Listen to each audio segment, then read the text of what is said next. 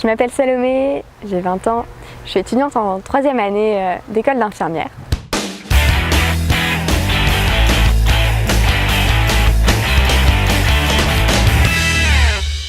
Lors de mes 16 ans, avec mon groupe de jeunes, on est parti faire une retraite spirituelle pendant un week-end.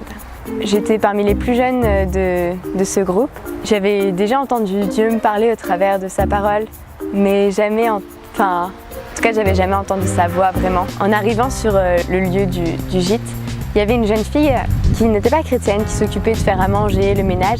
J'avais vraiment à cœur de prier pour elle. Je suis allée voir mon responsable de jeunes, je lui ai dit « Écoute, j'ai trop à cœur de prier pour elle, il faut qu'on prie pour elle. » Il m'a dit « Oui, on va voir quand est-ce qu'on a le temps dans le week-end pour ça. » Et elle nous a fait visiter la ville le soir.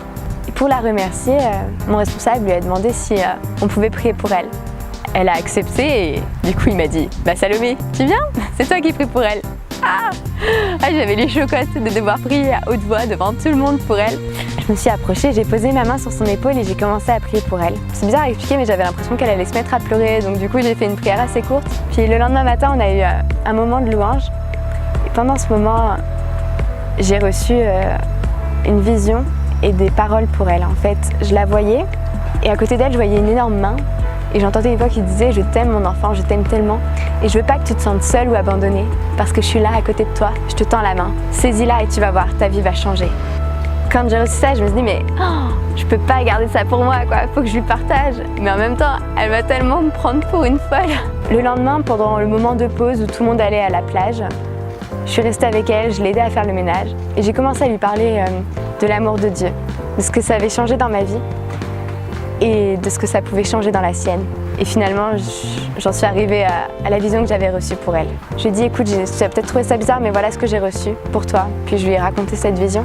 Et je voyais qu'elle était un peu émue et qu'elle savait pas trop quoi dire. Et je l'ai invitée à venir à notre dernière réunion, juste avant qu'on parte.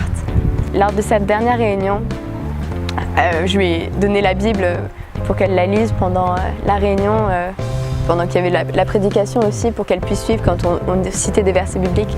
Puis elle a lu la Bible, puis elle s'arrêtait plus. Et à la toute fin, on a terminé en moment de prière, on était tous à genoux. Vraiment, je sentais que le Saint-Esprit me poussait à lui poser la question finalement de... Tout à l'heure, je t'ai parlé d'une main que Dieu te tendait. Est-ce que tu es prête à l'accepter et accepter Jésus comme ton Sauveur et ton Seigneur? Et elle m'a répondu en pleurant, oui, je suis prête et je le veux, en larmes.